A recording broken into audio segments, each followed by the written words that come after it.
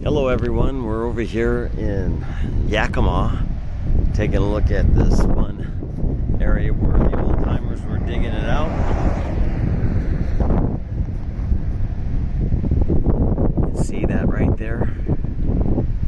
Punched a hole right into that side of the hillside right there. It's 97 degrees right now.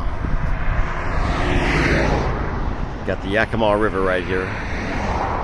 How beautiful those bluffs are. Wow. This is absolutely pristine. Beautiful. Good fishing here too. Rainbow trout, cutthroats. Yeah. This area here is known for its fishing and for its mining. Take a look at that.